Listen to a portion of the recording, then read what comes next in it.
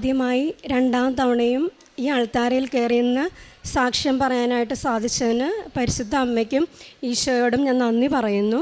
എൻ്റെ പേര് ഗ്ലിസോ Jacob, Kalamassery cent Joseph ഇടവക അംഗമാണ്.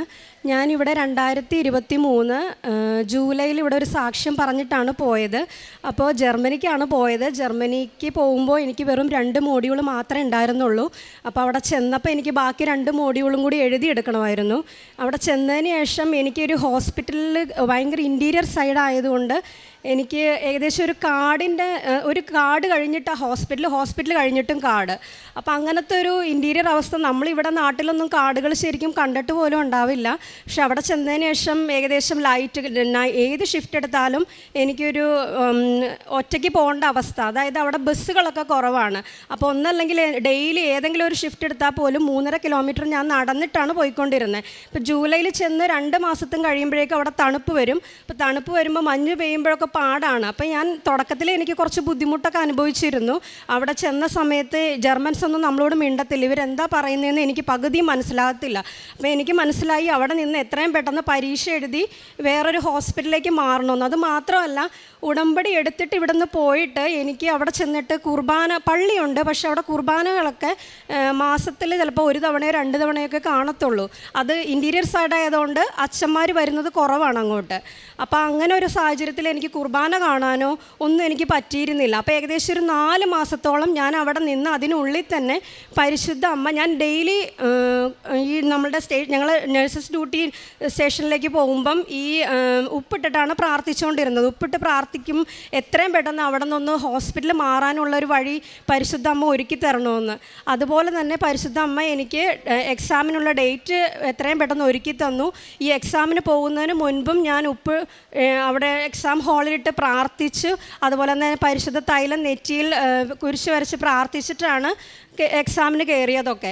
ഈ എക്സാമിന് പാസ്സായി അതിന് ശേഷമാണ് എനിക്ക് അവിടെ നിന്ന് ഉറുക്കുണ്ടേ എന്നുള്ളൊരു സർട്ടിഫിക്കറ്റ് കിട്ടത്തുള്ളൂ. അതായത് അവിടുത്തെ രജിസ്റ്റേർഡ് നഴ്സായാൽ മാത്രമാണ് എനിക്ക് മാറാൻ പറ്റത്തുള്ളൂ. ഇപ്പം ഞാൻ ഇവിടെ നിന്ന് പോയ സമയത്ത് എൻ്റെ ഏജൻസി പറഞ്ഞിരുന്നു 2 കൊല്ലം അവിടെ നിൽക്കണം.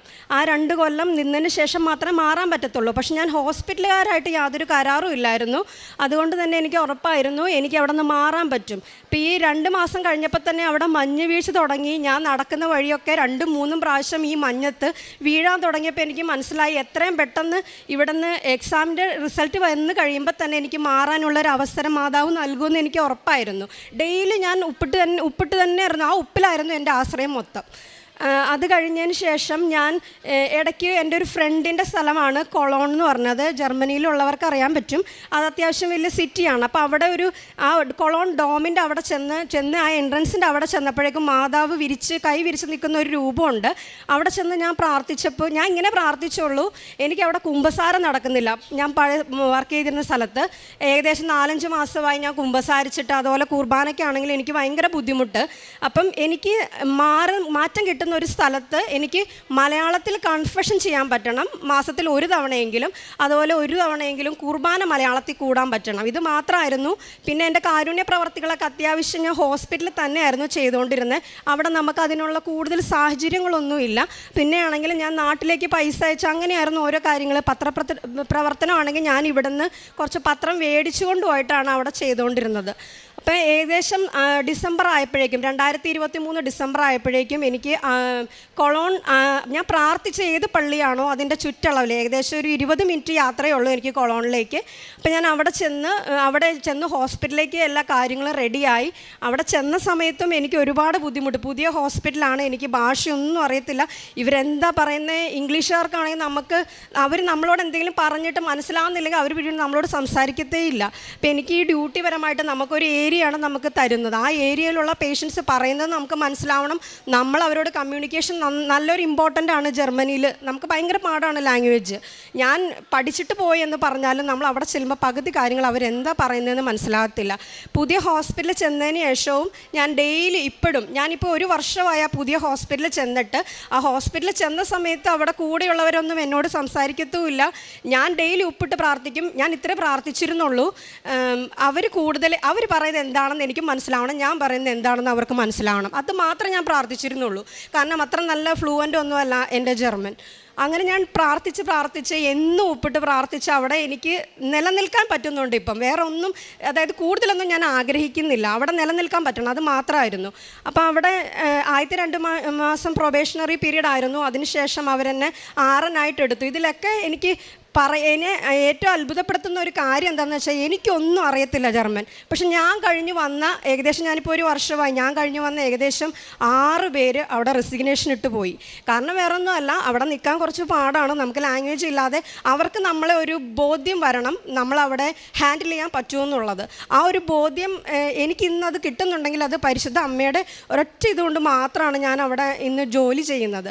ഇതിനുള്ളിൽ തന്നെ ഞാൻ അവിടെ ഒരിക്കലും വീടൊന്നും വേണമെന്ന് ആഗ്രഹിച്ചതല്ല. നിങ്ങൾക്ക് അറിയാൻ പറ്റുമായിരിക്കും, പുറത്ത് നമ്മൾ ഇവിടെ നിന്ന് UK ഏത് കൺട്രി പോയാലും വീട് കിട്ടാൻ ഭയങ്കര പാടാണ്. അപ്പം നമുക്കൊരു ഫാമിലി വിസയ്ക്ക് വീടിന് നമുക്ക് കിട്ടിയാൽ മാത്രമാണ് നമുക്ക് വിസയ്ക്ക് വെക്കാൻ പറ്റത്തുള്ളൂ. അപ്പം ഞാൻ 2024 മെയ് മാസത്തിൽ ഞാൻ ഇങ്ങനെ പ്രാർത്ഥിച്ചു, എന്നും പ്രാർത്ഥനയുണ്ട് എൻ്റെ വീട് കിട്ടണം, വിസയ്ക്ക് വെക്കണമെന്നുണ്ടെങ്കിൽ വീട് കിട്ടണം. അപ്പോൾ മെയ് 1-ാം തീയതി തന്നെ, ഉണക്കമാസം 1-ാം തീയതി തന്നെ പരിശുദ്ധ അമ്മ, ഞാൻ വീട് കാണാൻ പോയതാണ്. അപ്പോൾ അവിടെ ചെന്നപ്പോൾ ഞാൻ ഉപ്പിട്ട് പ്രാർത്ഥിച്ചിരുന്നു, ഹോസ്പിറ്റലിൻ്റെ അടുത്ത് തന്നെ എനിക്ക് കിട്ടണം, എനിക്ക് അധികം ദൂരം നടക്കാനൊന്നും വയ്യ, കാരണം ഇതിന് മുൻപത്തെ അനുഭവങ്ങളുള്ളതുകൊണ്ട്. അങ്ങനെ ആ വീട് തന്നെ എനിക്ക്, ഞാൻ വീട് കാണാൻ ചെന്ന എനിക്ക് താക്കോലാണ് തന്നത്, ഇന്ന് മുതൽ എടുത്തോ എന്നുള്ള രീതിക്ക്. അങ്ങനെ പറഞ്ഞ് എനിക്ക് ഹോസ്പിറ്റലിൻ്റെ അടുത്ത് തന്നെയാണ് ഞാൻ താമസിക്കുന്നതൊക്കെ, വീടൊക്കെ കിട്ടി. അതിനുശേഷം ഫാമിലി, ഈ വർഷത്തിലുടനീളം പല അനുഭവങ്ങളും എനിക്ക് ഉണ്ടായിട്ടുണ്ട്. ഒരുപാടൊന്നും എനിക്ക് പറയാൻ പറ്റത്തില്ല ഇതിലെ കൂടെ, പക്ഷേ എങ്കിലും രോഗികളായിട്ടൊക്കെ ആണെങ്കിലും പലപ്പോഴും പ്രാർത്ഥിക്കാനും ഒക്കെ പറ്റിയിരുന്നു.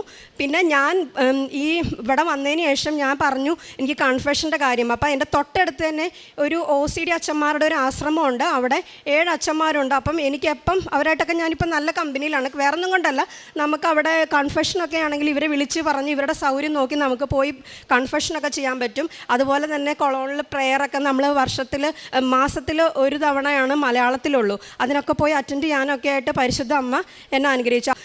അങ്ങനെ ഇവിടെ വന്ന് എനിക്ക് 2-ാം തവണയും സാക്ഷ്യം പറയാൻ പറ്റുന്നത് തന്നെ ഞാൻ വിചാരിച്ചതല്ല. കാരണം എൻ്റെ ഈ ചെറിയ സാക്ഷ്യങ്ങളൊക്കെ ഇവിടെ എല്ലാവരും പറയുന്ന സാക്ഷ്യങ്ങൾ വെച്ച് നോക്കുമ്പോൾ എൻ്റെ ചെറിയൊരു സാക്ഷിയാണ്. പക്ഷേ എങ്കിലും എന്നെ ഇത്ര അനുഗ്രഹിച്ചു. അതുപോലെ തന്നെ ഫാമിലി വിസയ്ക്ക് ഞാൻ ഇവിടെ അവിടെ നിന്ന് 3 മാസം വെച്ചിട്ടൊരു അറിവുമില്ലായിരുന്നു. ഞാൻ ഇവിടെ നാട്ടിൽ വരുന്നേക്കാൾ മുൻപ് ഞാൻ ഇങ്ങനെ പ്രാർത്ഥിച്ചിരുന്നു, ഞാൻ നാട്ടിൽ എന്ന് വരുന്നോ വരുന്ന അന്ന് തന്നെ ഇവിടെ വന്ന് ഞാൻ ഈ 1.5 വർഷമായിട്ടുള്ള പത്രം കൊടുക്കാതിരുന്നിട്ടുണ്ട്, അതായത് അവിടെ ആയത് കാരണം. ഇപ്പം ഇവിടെ വന്നിട്ട് നാട്ടിൽ വെച്ച് ചെയ്യുന്ന ആദ്യത്തെ അതായിരിക്കും എന്ന് ഞാൻ പ്രാർത്ഥിച്ചിട്ടാണ് വന്നത്. അതുപോലെ തന്നെ ഞാൻ 28-ാം തീയതി ഫെബ്രുവരി വന്നു, 2-ാം തീയതി ഇവിടെ വന്ന് ഏകദേശം പാത്രങ്ങളൊക്കെ വാങ്ങിച്ചു. ഞാൻ വേളാങ്കണ്ണിയിലൊക്കെ പോയി, അവിടെ നിന്ന് തിരിച്ച് വന്നു, പത്രങ്ങളൊക്കെ കൊടുക്കേണ്ടതെല്ലാം കൊടുത്തു. ഇവിടെ നിന്ന് ഇപ്പം ഞാൻ ജർമ്മൻ പത്രമായിട്ട് ഞാൻ ഈ ഞായറാഴ്ച പോവുകയാണ്.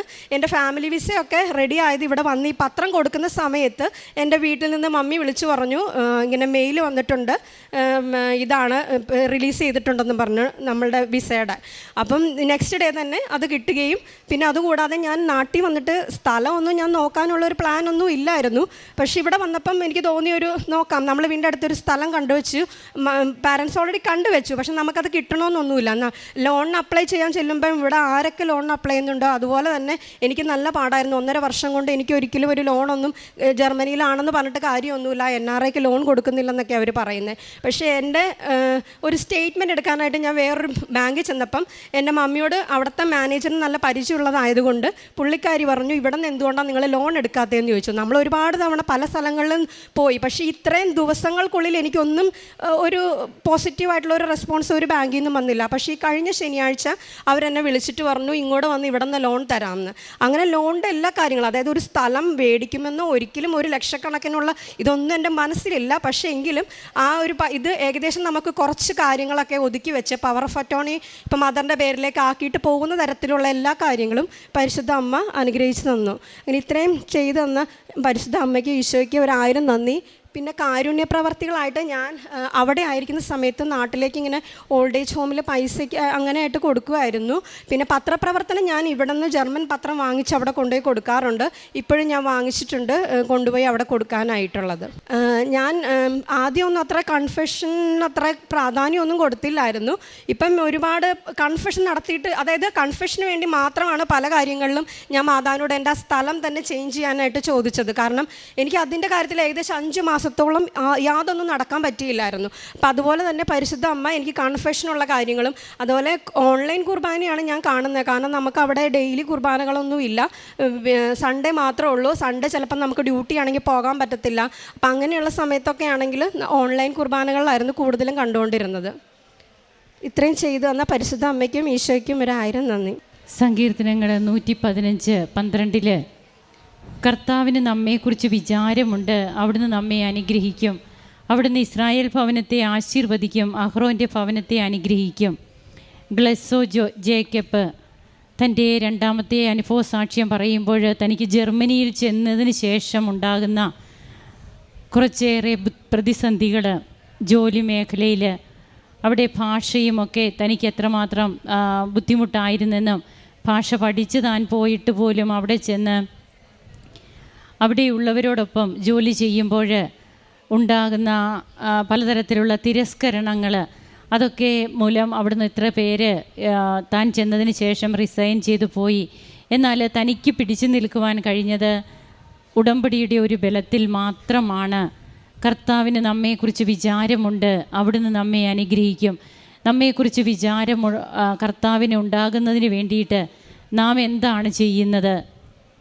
അതാണ് തൻ്റെ വിശുദ്ധ കുമ്പസാരത്തിലൂടെയൊക്കെ ഈ മകള് തനിക്ക് തന്നെ വിശുദ്ധീകരിക്കപ്പെടുന്ന ഒരു അവസ്ഥയിലേക്ക് തന്നെ കൊണ്ടുപോകുമ്പോൾ ദൈവത്തിൻ്റെ അടുത്ത് എപ്പോഴും ദൈവത്തെ നാം ഓർമ്മപ്പെടുത്തുകയാണ്. ഞാൻ ഉടമ്പടിയിലൂടെ വിശ്വസ്തനായിരുന്നു കൊള്ളാം. ഈ ഒരു ഓർമ്മപ്പെടുത്തൽ ബഹുമാനപ്പെട്ട VP ജോസഫ് അച്ഛൻ പറയാറുണ്ട്. ദൈവത്തെ വിശ്വസിപ്പിക്കുക അത് അല്പം റിസ്ക് തന്നെയാണെന്ന്. നമുക്ക് വിശ്വാസമുണ്ട് എന്ന് പറഞ്ഞാലും ദൈവം നമ്മെ വിശ്വാസത്തിലെടുക്കണം. അതായത് അത് കർത്താവിന് ബോധ്യപ്പെടണം, നാം വിശ്വാസമുള്ളവരാണ്, വിശ്വസ്തരാണ് എന്നുള്ളത്. അതാണ് നമ്മുടെ ജീവിതത്തിലൂടെ നമുക്ക് കാണിച്ചു കൊടുക്കേണ്ടത്. അങ്ങനെ തനിക്ക് ഒത്തിരിയേറെ പ്രതിസന്ധികളും പ്രശ്നങ്ങളും ഉണ്ടാകുമ്പോഴും തൻ്റെ ജീവിതത്തിൽ വരുന്ന മാറ്റങ്ങളിലൂടെ ദൈവത്തെ കൂടുതൽ സ്നേഹിച്ചുകൊണ്ട് തനിക്ക് അവിടെ കിട്ടിയ ജോലി മേഖലയിൽ കിട്ടിയ ഉയർച്ച, ഇന്നിപ്പോൾ രജിസ്റ്റേർഡ് നേഴ്സായിട്ട് തനിക്ക് അവിടെ പെർമനൻ്റ് ആയിട്ടാണ് ജോലി ലഭിച്ചിരിക്കുക. പലരും അവിടെ നിന്നൊക്കെ പോകുമ്പോഴും ആ സാഹചര്യങ്ങളെ തരണം ചെയ്യാൻ തനിക്ക് കഴിഞ്ഞത് ഉടമ്പടി ഉപ്പിട്ട് പ്രാർത്ഥിക്കുന്ന കാര്യം പറയുന്നുണ്ട്.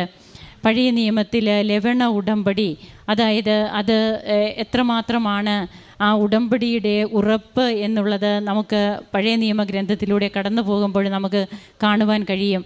ഇവിടെ വിശുദ്ധ നേർച്ച വസ്തുക്കളെല്ലാം ഉപയോഗിക്കുമ്പോൾ, ഉപ്പിട്ടൊക്കെ പ്രാർത്ഥിക്കുമ്പോൾ അത് കർത്താവിൻ്റെ ഉടമസ്ഥതയ്ക്ക് നാം കൈമാറുകയാണ്. ഞാനിനി ഒന്നുമല്ല, ഞാൻ നിസ്സാരയായ ഒരു വ്യക്തിയാണ്, എനിക്ക് ചെയ്യുവാനൊന്നുമില്ല. ഇവിടെ ദൈവത്തിൻ്റെ ഉടമസ്ഥതയ്ക്ക് എനിക്ക് പറ്റാത്ത സാഹചര്യത്തെ ഞാൻ സമർപ്പിക്കുന്നു. അതാണ് ഉടമ്പടി ഉപ്പിട്ട് പ്രാർത്ഥിക്കുമ്പോൾ നാം ചെയ്യുന്നത്.